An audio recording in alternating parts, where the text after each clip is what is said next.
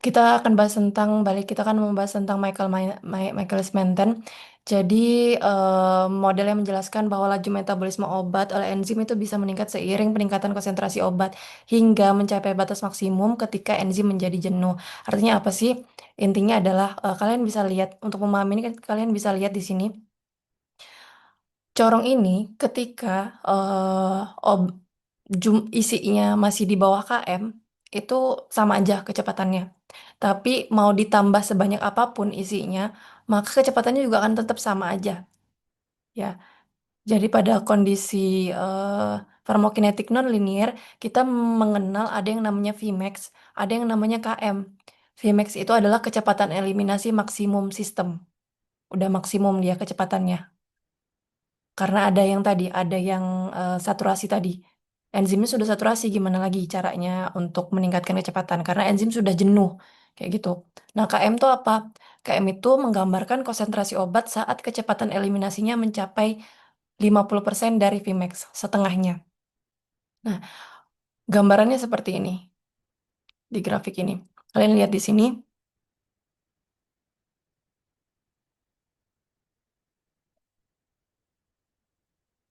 nih.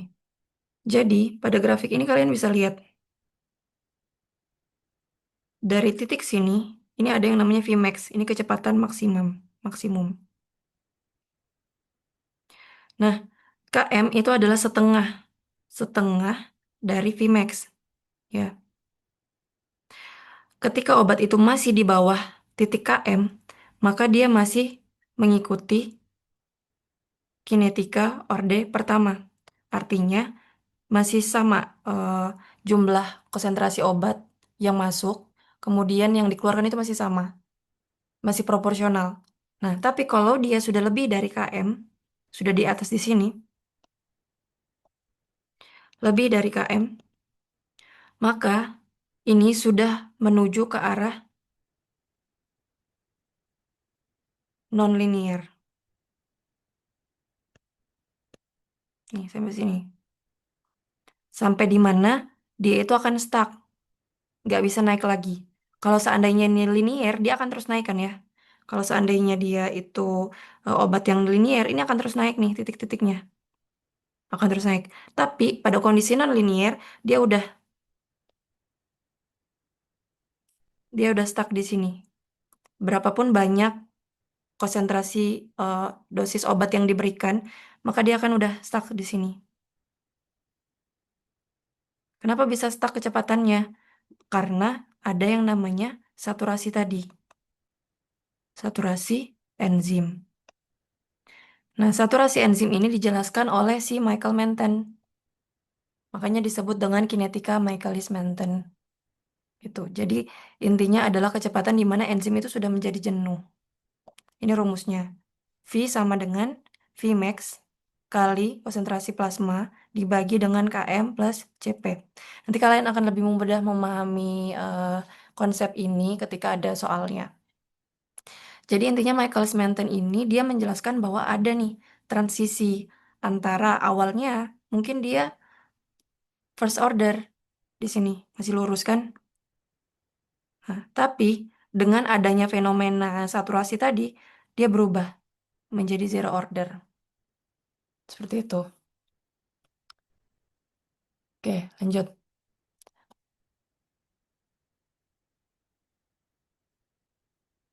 Nah, ini ada 3 zona kapasitas, ini yang mirip seperti yang sebelumnya. Jadi, zona pertama, ini kan tadi zona pertama ya. Nah, ini zona pertama. Zona kedua, zona ketiga. Nah, penjelasannya di sini. Zona pertama tuh gimana? Ketika CP itu lebih kecil dari KM, di mana konsentrasinya masih di bawah kapasitas enzim. Lajunya masih proporsional. Laju eliminasi dengan konsentrasi itu masih proporsional. Sementara ketika dia CP mendekati atau mirip sama KM, maka ini udah mulai nih. Berarti enzim itu sudah mulai-mulai mengalami saturasi. Saturasi itu yang tadi seperti ini. Orde pertama yang kayak gini masih aman. Artinya enzim bekerja sesuai dengan kemampuan dia bekerja ya udah masih bisa mengikat gitu. Tapi kalau pada kondisi yang ini enzim sudah jenuh, sudah nggak bisa lagi ngikat, sudah tidak bisa lagi memetabolisme kayak gitu. Nah, kondisi ketiga adalah ketika CP-nya sudah lebih besar daripada KM. Di sini sistemnya sudah jenuh, sudah terjadi saturasi. Yang ini.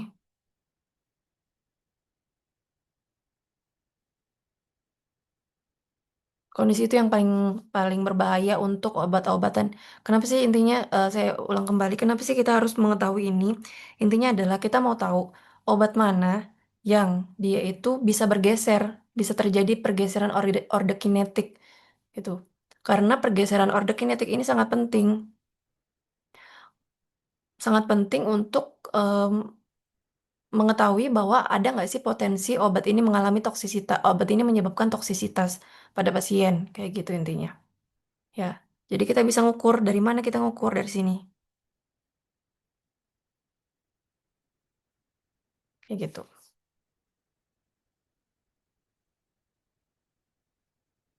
Nah, ini ada pergeseran waktu yang tadi sudah saya jelaskan juga bahwa tes tengah itu sudah bisa berubah, bisa panjang, tapi bisa juga lebih rendah, tergantung kondisinya, tergantung obatnya.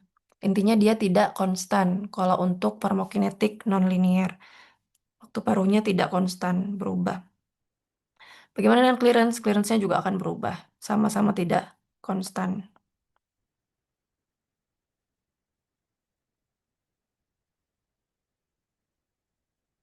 Nah, di sini menarik. Jika waktu paruh meningkat seiring kenaikan dosis tanpa disfungsi ginjal dan hati, ini adalah tanda utama dari kinetika non-linear. Gitu. Jadi pasiennya ini belum ada, tidak ada keluhan adanya disfungsi hati, disfungsi ginjal, tapi kok terjadi perubahan nih antara tes tengah sama eh, apa clearance-nya. Nah, bisa jadi itu masuk ke dalam ciri-ciri dari farmakokinetik nonlinear. Jadi udah bisa diprediksi gitu di awal. Sehingga kalau kayak gini, misalkan nih kita menemukan ada tanda-tanda farmakokinetik nonlinear, berarti yang kita perlu waspadai adalah pemberian dosis yang lebih peningkatan dosis. Kadang kan ada nih sistem pemberian obat itu mulai dari dosis kecil dulu, kemudian ditingkatkan dosisnya. Nah, pada kondisi kalau dia ini adalah obat-obatan yang farmakokinetik nonlinear, itu harus hati-hati. Peningkatan dosisnya harus hati-hati. Kemudian interaksi obat itu juga sangat berpengaruh. Bayangkan aja kalau misalkan nih, dia sudah masuk ke dalam kinetika non-linear.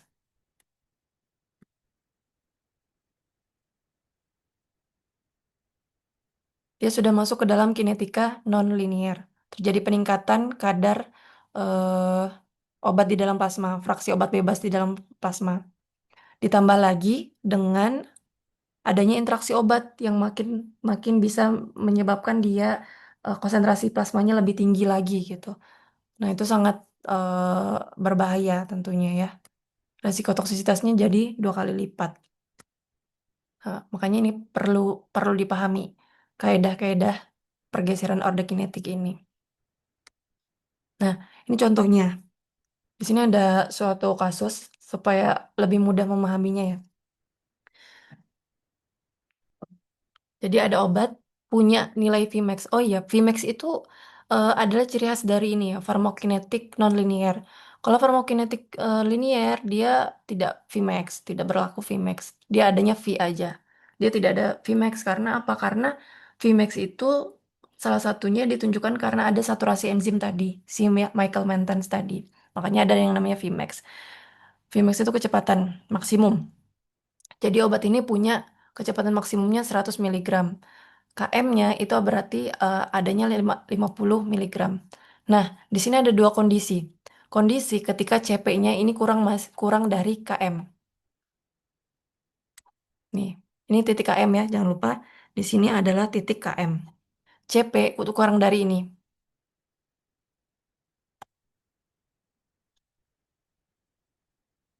Nah, di sini anggapannya di sini ada 5 miligram. Sementara pada kondisi 2, CP-nya udah lebih besar daripada KM. Di sini 500 miligram. Kita bagaimana hitung laju eliminasi? Kita balik ke rumus yang tadi, Michael-Mentens. V sama dengan, kan ditanya adalah lajunya. V-nya kecepatannya berarti Vmax kali CP per KM. KM apa tadi? KM itu adalah konsentrasi obat di mana dia mencapai setengah dari kecepatan maksimum. Ini KM.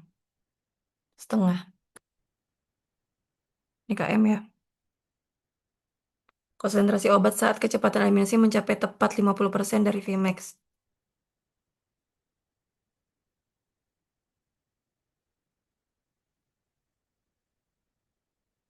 Nah,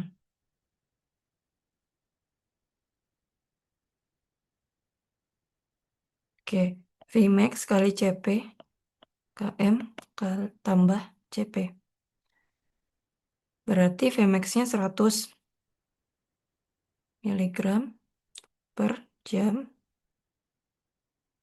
kali CP-nya 5 miligram per liter.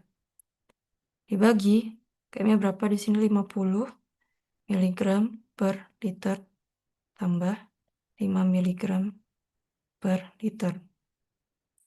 Berarti 500 per 55. Sekitar 10. 9. 9 ya, 500.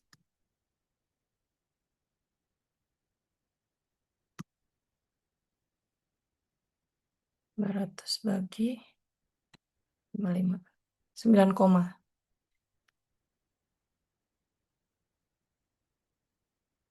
Oke. Berarti hasilnya 9, berapa tadi? 0,9. 9,0,9 miligram per jam. Nah, sekarang kita lihat yang kondisi kedua. Berapa V-nya? Ini 100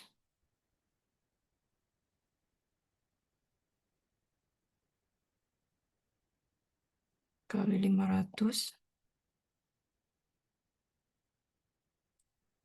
per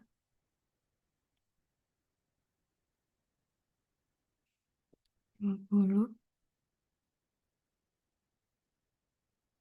tambah 500.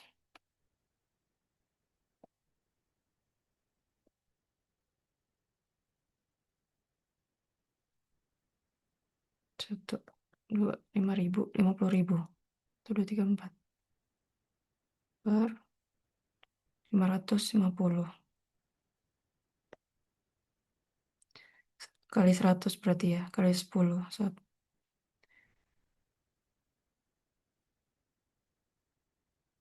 90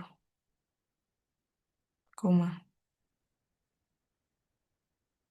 miligram per jam. Nah, oke, kita udah dapat nilai V-nya. 1, 2, 3, 4. 1, 2, 3, 4. Oke. Berarti V untuk kondisi pertama itu sekitar 90. Sementara pada kondisi yang kedua itu adalah kecepatannya 9.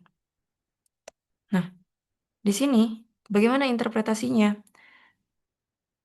Kalau V di sini sudah 90 sementara Vmax-nya adalah 100. Berarti kecepatannya udah mencapai sama seperti Vmax. Kayak gini. Sementara yang di sini kecepatannya masih di sini. Ini kan Vmax-nya nih. Kalau yang kondisi pertama mungkin dia masih di sini nih kecepatannya. Nah, kecepatan di sini yang masih sangat jauh sama Vmax itu masih menggambarkan kondisi linier. Sementara kalau dia sudah dekat dari Vmax-nya, itu kondisi yang non-linier. Terjadi kejenuhan.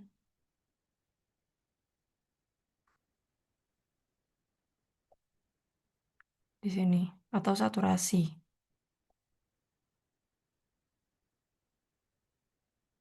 Paham ya? Bisa nggak dipahami kira-kira? Dia ini sudah hampir mendekati sama Vmax-nya dia loh. Artinya kalau dia udah mendekati Vmax berarti total semua enzimnya udah jenuh. Jadi udah nggak bisa lagi memetabolisme. Pada kondisi dia tidak bisa memetabolisme, berarti akan banyak fraksi obat bebas. Akan banyak obat bebas, akan turun yang obat yang harusnya dieliminasi, itu akan sangat berkurang nih obat yang untuk dieliminasinya. Karena kita ingat ya, kita tahu bahwa metabolisme itu adalah tujuannya agar obat itu mudah untuk dieliminasi. Nah, sementara ini sudah nggak bisa nih dieliminasi. Berarti akan menyebabkan peningkatan kadar obat di dalam plasma toksik kayak gitu. Kalau sudah terjadi ini udah urgent, hati-hati, ada warning. Oke, jadi rumus ini, eh, latihan ini itu menggambarkan Michael Mentens.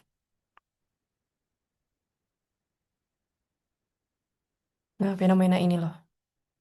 Jadi harus dipahami ya tentang Michaelis Menten ini. Rumusnya bisa dihafal dan sebenarnya kalau sudah ada rumus Vmax itu udah ciri-ciri yang paling jelas. Oh, berarti ini obat ini adalah obat yang punya yang kaedahnya itu farmakokinetik nonlinear. Kayak gitu.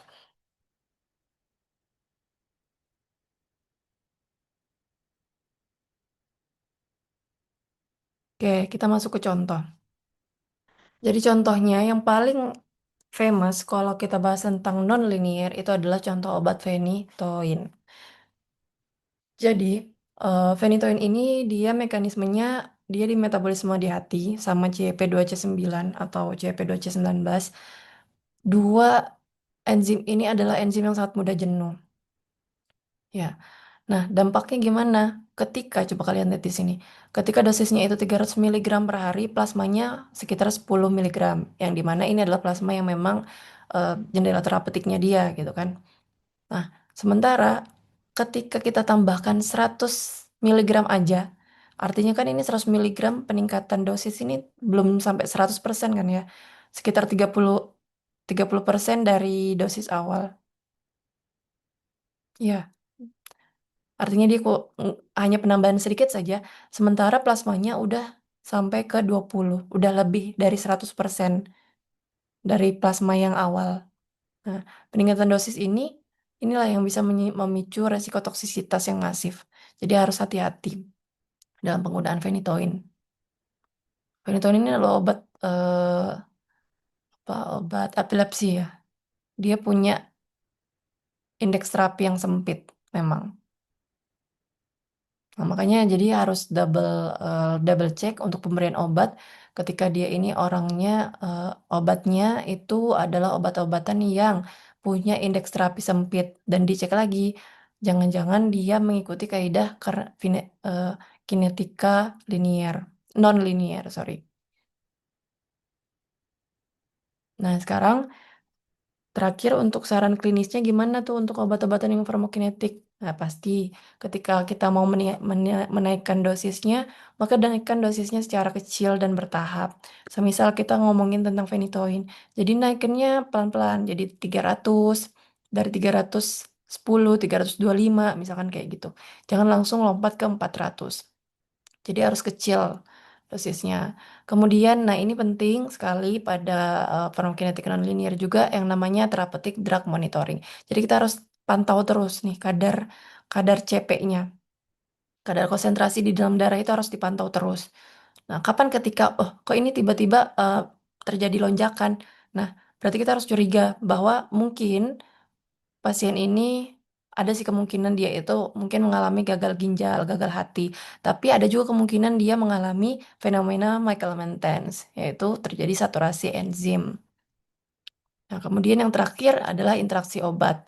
Kalau seandainya dia itu adalah obat yang memang sifatnya kayak phenytoin tadi saturasi, obatnya sudah jenuh, maka kalau ada obat yang dikonsumsi bersamaan dan obat tersebut itu mampu eh, menghambat aktivitas dari si enzim phenytoin, maka nanti efek aktivitasnya si enzim metabolisme enzim pemetabolisme tentunya pasti akan sangat turun gitu. Yang berdampak pada makin meningkat resiko toksisitas dari si obat phenytoin tersebut. Gitu ya. Ini untuk saran klinisnya. Oke, karena waktunya udah mau habis. Ini terakhir tugas mandirinya, silakan dikerjakan. Batasnya sampai besok.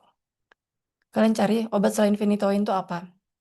Yang begitu farmakokinetik non-linear.